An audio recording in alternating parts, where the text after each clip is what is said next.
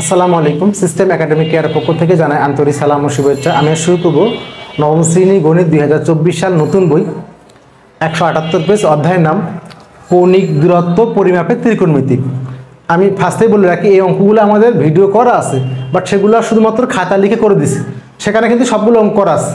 যারা এখন আমি এই অঙ্কটি আবার সুন্দর করে বোর্ডে শেখানোর জন্য, সো এক্ষেত্রে কিন্তু আমি সবগুলো অঙ্ক করে দিব না। যারা সবগুলো অঙ্ক চান সেখানে দেখে আসবেন, আর আমি এখানে আপনাকে কয়েকটা অঙ্ক শেখাই দেবো যেন আপনি সবগুলো অঙ্ক নিজ থেকে করতে পারেন। শুরু করলাম 6 নম্বর কোশ্চেন।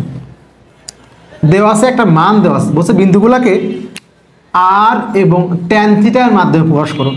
আর কে বোঝানো হয় পোলার স্থানাঙ্ক, আর কি বোঝানো হয় পোলার স্থানাঙ্ক।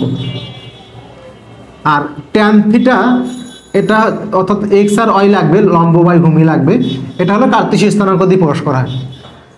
অর্থাৎ ঘটনা কি হলো, আপনি মনে করেন সাপোজ আপনি এই পয়েন্টে আছেন, তো এই পয়েন্টের মান কীভাবে বের করতে পারেন, আপনি এখানে যাবেন, আগে এখানে যাবেন, গিয়ে এখানে উঠবেন, তো এই পয়েন্টের মান বের হয়ে গেল। এটা কোন আপনাকে দেওয়া থাকলো কোন, ট্যান থিটা ইকুয়াল টু কি হলো, ট্যান থিটা ইকুয়াল টু ওই যে লম্ব বাই ভূমি, তাহলে এটা ওয়াই অক্ষ, এটা এক্স অক্ষ, ওয়াই বাই এক্স। তাহলে আপনি এভাবে তো বের করতে পারেন। আবার কি করতে পারেন, আপনি এখন কোন বলে দিবেন না, সবই বলে দিচ্ছেন, কোন বলে দেন না। তাহলে সমকোণ ত্রিভুজ এটা আর, তাহলে এখান থেকে এটা এক্স অক্ষ, এটা ওয়াই অক্ষ, তাহলে R square equal to X square plus Y square.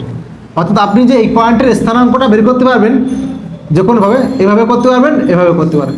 এই জন্য দুইভাবে মান, এটা হলো পোলার স্থানাঙ্ক, এটা হলো কার্তেশীয় স্থানাঙ্ক।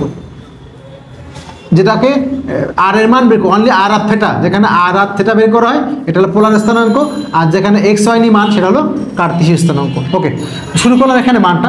এটা এত ডিটেলস বললে আপনারা বুঝবেন না, এটা হায়ার ম্যাথের ম্যাথ, জাস্ট এটুকু বলে দিলাম। তাহলে এখানে হচ্ছে আর আর থেটা, তাহলে আর আর স্কোয়ার ইকুয়াল টু, আগে একটু লিখে নেন এই নাম্বারটা দিয়ে, যেখানে এ সমান দেওয়া আছে হলো 3,-2, 3,-2। তাহলে এখানে এক্স সমান কি বলেন তো 3, আর ওয়াই সমান হলো -2। তাহলে অতএব আমরা জানি R square equal to X square plus Y square. তাহলে এটা ঝামেলা না করে এখানে আর সমান লেখেন, এটা রুট করে দেন ঝামেলা।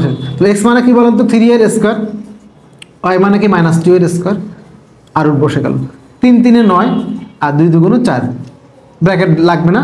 4 কেমনে হয়েছে -2 এর স্কোয়ার, তাহলে -2 কবার গুণ, 2 বার গুণ, তাহলে মাইনাস প্লাস প্লাস।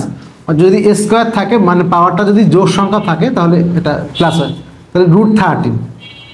এই আমার আর এর মানটা। এখন যদি আমি ট্যান থিটা দিয়ে করি, নিচে লিখবেন, আমার জায়গা না এখানে, তাহলে ট্যান থিটা ইকুয়াল টু কি, দেখেন এই ট্যান মানে কি লম্ব, ওই যে বলছিলাম যে ছোলা খাবে, ছোলা খাবে। অনেকে বলে সাগরের লবণ অনেক, কবরে ভূত অনেক, আমি বলি ছোলা খাবে। সাইন ইকুয়াল টু লম্ব বাই অতিভুজ, আর কস ইকুয়াল টু ভূমি বাই অতিভুজ। ট্যান মানে মাঝখানেরটা লম্ব বাই ভূমি, তো ট্যান মানে লম্ব কোণটা ওয়াই অক্ষ, আর ভূমি হলো এক্স অক্ষ। মান বসান, ওয়াই মানে কত -2, আর এক্স মানে কত 3। এই হলো আপনার অঙ্ক। অনেক ইজি একটা ম্যাথ। এই হলো প্রথমটা। আশা করি প্রথমটা বুঝতে পারছেন। আমরা এখন করব হলো 2 নম্বর কোশ্চেনটি করব ইনশাআল্লাহ। 2 নম্বরটি, 2 নম্বর দেওয়া আছে এখানে বি দেওয়া আছে, বি দেওয়া আছে হলো -2, -1। তাহলে আগের মতো যে এখানে x সমান কি বলেন তো -2, আর y সমান কত -1।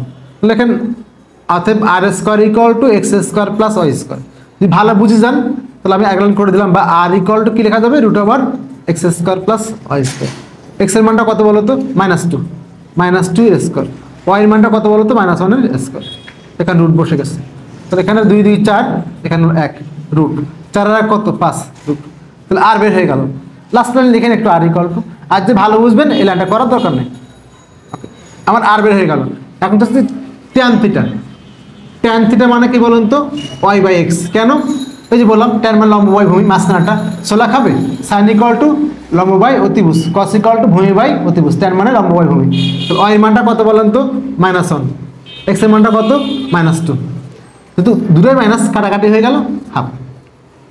ওকে, আমরা এখন করব 3 নাম্বারটি। আশা করি দেখতে পাচ্ছেন আপনারা। এখন করবো 3 নাম্বারটি, -40। তাহলে আমি এখানে করে দিলাম, এখানে করে দিলাম সি নাম্বারটা -40। তাহলে সি আছে -40, তাহলে কি এক্স এর মানটা কি বলেন তো -4। আপনি আর মুছে লিখেন না, হ্যাঁ।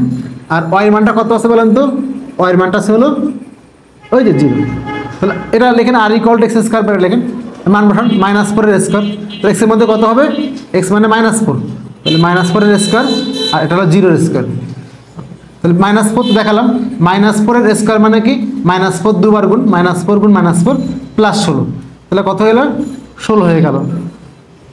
একটু বলে রাখি, আমার এক স্টুডেন্ট নাকি তার আম্মু অসুস্থ, সো সে আমাকে মানে বলে নাই, বাট মূলত তার জন্য ভিডিওগুলো আবার করা, কারণ আমরা চাই যেহেতু বইটা চেঞ্জ হবে, চাচ্ছিলাম না ভিডিওগুলো আপলোড করার জন্য, এই জন্য ভিডিওগুলো আবার নতুন করে করা। 16 + 0 = 16, √16 মানে কি বলেন তো 4, কারণ কি দেখেন √16, রুট মানে হাফ, তাহলে 16 আপনি ভাঙেনি হবে, তাহলে 4 স্কোয়ার 4 4 16, আর রুট মানে কি বলেন তো হাফ, এই 2 কাটাকাটি, তাহলে 4, অর্থাৎ রুটের মানটা হাফ, আর এখানে 16 মানে 4 স্কোয়ার, 2 কাটাকাটি করে দিলাম।